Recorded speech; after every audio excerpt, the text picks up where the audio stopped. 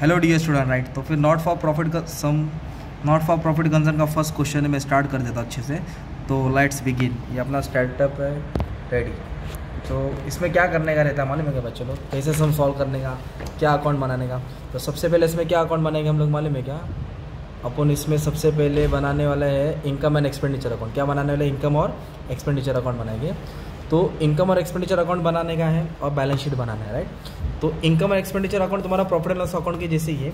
तो जो एनपीओ का क्वेश्चन आता है ना, नॉट फॉर प्रॉफिट कंसर्न, इसमें रिसिप्ट्स और पेमेंट्स दिया रहेगा। क्या दिया रहेगा? रिसिप्ट्स और पेमेंट। जो पेमेंट्स होता है ना, पेमेंट्स वो यहाँ आएगा, बाहर आएगा, बाहर। या तो एक्सपेंडिचर में आएगा तो एसेट्स में आएगा। पेमेंट्स का आएगा या तो एक्सपेंडिचर में या तो एसेट्स में। और जो रिसिप्ट्स दिया ना, रिसिप्ट्स उसको अंदर लिखने का, इनकम और लायबिलिटी में। पेमेंट्स बाहर, रिसिप्ट्स अंदर, पेमेंट्स बाहर, रिसिप्ट्स अंदर। और टेबल को एक बार लिखने का और एडजस्टमेंट को दो बार लिखना। टेबल एक बार, एडजस्टमेंट दो बार। और जो लास्ट ईयर का रहेगा ना, जैसे 2019 का बना रहे हैं तो 2018 का इफेक्ट नहीं आएगा राइट। और ये किसका अकाउंट बना रहे हैं? Not for profit concern, charity का, जिम खाने का, स्कूल का, उसका अपन हिसाब बना रहे हैं। तो लोग बिजनेस नहीं करते, सर्विस देते ना। तो उनका मेन मकसद क्या होता है? सर्विस। प्रॉफिट सेकंड मोटिव होता है, मेन एम क्या रहता है? सर्विस। तो आओ स्टार्ट करते हो राइट। बेसिक से तुमको पूरा आइडिया आ जाएगा कैसे सॉल्व करना है। तो सबसे पहले पोस्टिंग है ना पेमेंट से करने का। किससे करने का? पेमेंट से। तो हमने क्या किया? एडजस्टमेंट सब टिक मार्क कर दिया, डॉट डॉट। तो जहाँ एडजस्टमेंट उधर लाइन छोड़ना पड़ेगा राइट। तो सबसे पहला फर्स्ट इफेक्ट क्या आ गया मालूम है अपना? इधर सैलरी आ गया। क्या गया? तो सैलरी अपना क्या है? खर्चा है कि एसेट से? तो खर्चा है ना, तो एक्सपेंडिचर में आएगा ना। एसेट रहेगा तो बंगला बिल्डिंग। इधर लिखेंगे टू सैलरीज। क्या लिखेंगे? To salaries right. तो सैलरीज का अमाउंट कितना दिया इधर? 4000। कितना दिया? 4000। एडजस्टमेंट नहीं है इसके लिए अमाउंट बाहर आ जाएगा राइट। नेक्स्ट क्या दिया? प्रिंटिंग और स्टेशनरी। क्या दिया है? वो भी खर्चा है तो भी इधर ही आ जाएगा। टू प्रिंटिंग और स्टेशनरी। अमाउंट दिया 1000, इसके लिए आप लोग 1000 यहाँ लिख देंगे। नेक्स्ट क्या दिया? कमीशन। क्या दिया? कमीशन 500। वो भी खर्चा होता है, वो भी एक्सपेंडिचर में आएगा राइट। Commission 500 right. उसके बाद नेक्स्ट क्या दिया है? रेंट 2000 दिया ना। तो रेंट भी खर्चा होता है तो भी किधर आएगा? एक्सपेंडिचर में आ जाएगा ना यार। रेंट 2000। एडजस्टमेंट एक कहानी है, समझाता हूँ इसके ऊपर। इलेक्ट्रिसिटी चार्जर 1500, ये भी खर्चा होता है तो भी किधर आ जाएगा तुम्हारा? ये एक्सपेंडिचर में आएगा। इलेक्ट्रिसिटी चार्जेस है ना, कितना दिया है? 1500। ओके। नेक्स्ट क्या दिया है? फर्नीचर। अब फर्नीचर खर्चा नहीं है। फर्नीचर क्या होता है? तुम्हारा एसेट्स होता है। क्या होता है? एसेट्स। तो उसको किधर डालेंगे हम लोग? एसेट्स में डाल देंगे। तो इधर लिख देंगे फर्नीचर राइट। और फर्नीचर के ऊपर अमाउंट कितना दिया माने में? क्या 8000 दिया और एडजस्टमेंट दिया। तो इसको इनर कॉलम में लिखेंगे, ऐसा लाइन मार देंगे ठीक है। अब इधर एक नया चीज़ दिया है बैलेंस, और इधर भी बैलेंस दिया है। तो ये बैलेंस को बोलते हैं कैश। क्या बोलते हैं? तो ये ओपनिंग कैश है, ये क्लोजिंग कैश है। तो कभी भी नॉट फॉर प्रॉफिट कंसर्न में ओपनिंग कैश नहीं लिखने का, क्योंकि ये लास्ट ईयर का है ना। तो बीड़ी को ना पीने का, ना छूने का, ना लिखने का। ये लास्ट ईयर का है, कभी का ये इसको नहीं लिखना है। पर ये करंट ईयर का है ना, करंट मतलब चालू साल का है। तो ये कैश होता है। तो कैश क्या रहता है? एसेट्स। तो कैश को किधर लिखेंगे? एसेट। और कैश को कभी भी नीचे लिख दो तो अच्छा रहेगा, काम आएगा ठीक है। तो कैश कितना दिया है? 1000। बैलेंस शीट मतलब कैश होता है ठीक है। तो कैश को 1000 लिख दिया राइट इधर। तो ये हो गया तुम्हारा पोस्टिंग। किसका पोस्टिंग किया तुमने मालूम है क्या? पेमेंट्स का किया। तो पेमेंट्स किधर आता? बाहर आता ना। और रिसिप्ट्स किधर आएगा? अंदर। या तो इनकम में या तो लायबिलिटीज में आएगा राइट। तो इधर क्वेश्चन में सबसे पहले दिया है बीडी, ये तो लास्ट ईयर का लिखेंगे नहीं राइट। अभी इधर दिया सब्सक्रिप्शन। क्या दिया? कितना दिया? 5000। सब्सक्रिप्शन का मतलब होता है, वो पहले तो इनकम होता है। सब्सक्रिप्शन का मतलब क्या होता है? मान लो आपका स्कूल है, तो स्कूल में बच्चे आएंगे पढ़ने, तो बच्चे से आप लोग फीस लेंगे कि बच्चों को देंगे फीस?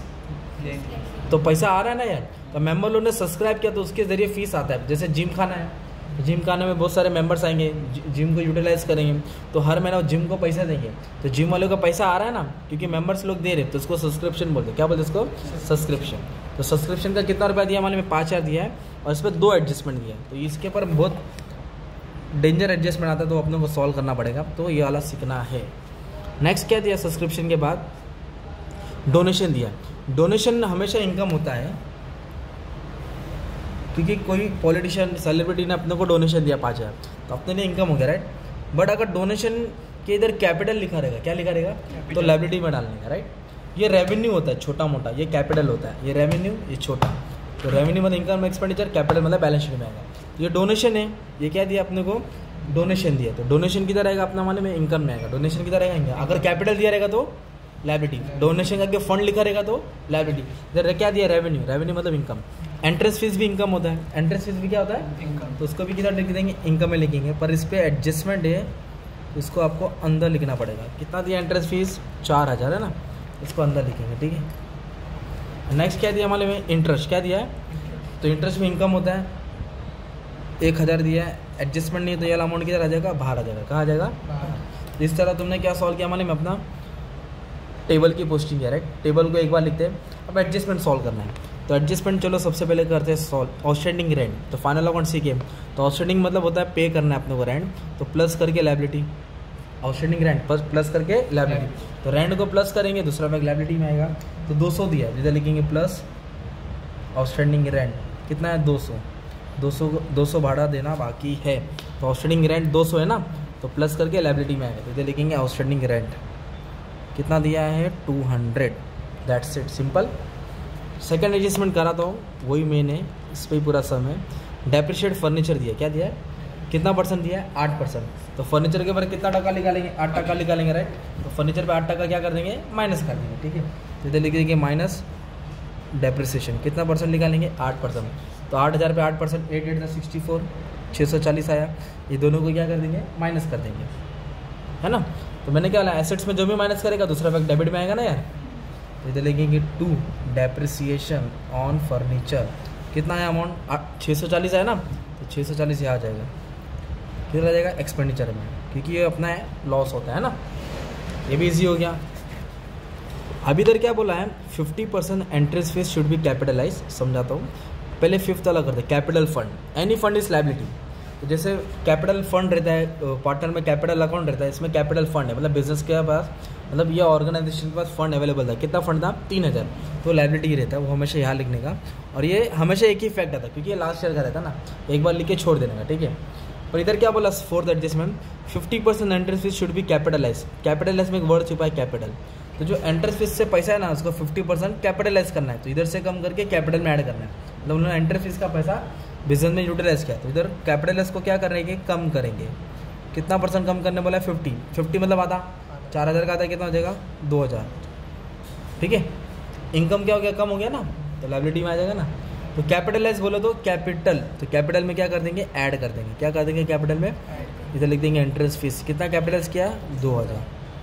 तो कैपिटलाइज अगर डोनेशन बोला तो डोनेशन को इधर से कम करते, इधर ऐड कर देते, है ना। तो कैपिटलाइज यहाँ कम करना है, यहाँ ऐड करना है। तो हमने 5th एडजस्टमेंट किया, 4th किया, 3rd किया, 1st किया। अभी 2nd वाला करना बाकी है। तो सेकंड में क्या बोला है? 1000 सब्सक्रिप्शन रिसीव्ड इन एडवांस, मतलब 1000 एडवांस में मिला है। एंड बोला है and subscription outstanding for current year 500। Current year का 500 आना बाकी है और 1000 एडवांस में मिला है। तो याद रखो, करंट ईयर हमेशा ऐड होता है और पैसा आने वाला इसलिए एसेट्स में आएगा, क्योंकि अपन का पैसा लेना है ना मेंबर लोग से। तो जब लेना है तो एसेट्स, आने वाला तो ऐड करेंगे। और एडवांस रहेगा या लास्ट ईयर करेगा, अगले या पिछले साल करेगा तो माइनस करना है। तो करंट ईयर का कितना है? 500, मतलब तो ऐसा लिखेंगे plus outstanding subscription current year. क्या लिखा? करंट ईयर का कितना ना बाकी है? 500, है ना। अभी आप लोग का दिमाग कंफ्यूज है, सर इधर भी आउटस्टैंडिंग है तो ये लायबिलिटी में आएगा, तो लायबिलिटी में नहीं आएगा।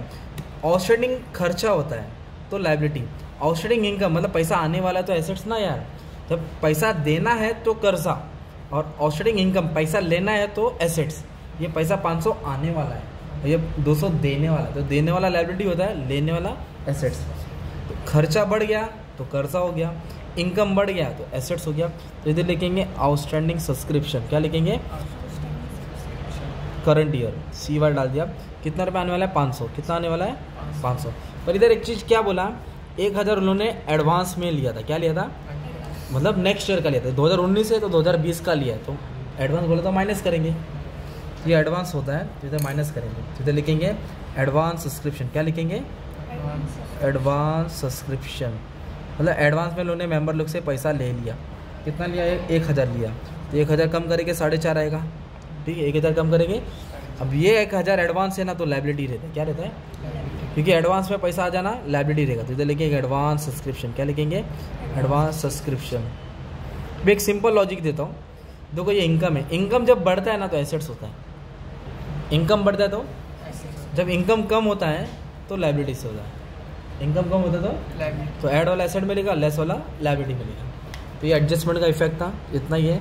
अभी सम को टोटल करना है, राइट। तो टोटल करने से पहले अपन को क्या करना पड़ेगा? बैलेंस करना पड़ेगा, और टोटल भी हेल्प करता था, तो ईजी रहेगा, तुम्हारा डाउट क्लियर हो जाएगा। तो टोटल में क्या करेंगे, ये टोटल से टोटल क्या करने का है, माइनस करने का। तो ये टोटल 12,500 है जो कि ज़्यादा है, तो ये क्या क्रेडिट, क्रेडिट में क्या है, इनकम है ना, इनकम ज़्यादा है खर्चा कम है, तो जो भी बैलेंस बचेगा सरप्लस रहेगा, क्या रहेगा वो, सरप्लस, जो भी बैलेंस बचेगा वो। तो ये 12,500 है, ये समझो 10,000 है, तो इन दोनों का माइनस किया ना, ये टोटल से टोटल क्या किया, माइनस किया, तो अपने को मिला 2,600, क्या मिला 2,600, तो ये हो जाएगा सपोज तुम्हारा सरप्लस 2660, ये टोटल से टोटल क्या किया है, माइनस। जब इनकम ज़्यादा रहता है तो सरप्लस होता है, excess of income over expenditure, income ज़्यादा एक्सपेंडिचर है ना, अगर एक्सपेंडिचर ज़्यादा रहेगा तो डेफिसिट आएगा, क्या आएगा, अच्छा ये सरप्लस है तो सरप्लस इधर ऐड करेंगे, सरप्लस क्या करेंगे हम लोग, ऐड कर देंगे, तो और डेफिसिट होता तो माइनस करते, तो ये वाला बैलेंस इधर ऐड कर देंगे, तो ये ऐड करके टोटल बाहर डाल देंगे, ठीक है। फिर बाद में क्या कर देंगे, इन दोनों को टैली करेंगे, क्या करेंगे, टोटल लेंगे, ये टोटल लेंगे, दोनों का आंसर क्या आ जाएगा, सेम 8,860, ये भी मान लो सेम है 8,860, ये टैली हो गया, मतलब तुम्हारा सम इक्वल हो गया। तो एक 11 मिनट में तुम्हारे लिए एनपीए का बेसिक सम हेल्प कर दिया है, तो अच्छे से प्रैक्टिस कर लो, और जो भी डाउट रहेगा मैं तुमको हेल्प कर दूंगा, समझा दूंगा, ठीक है। Thank you very much.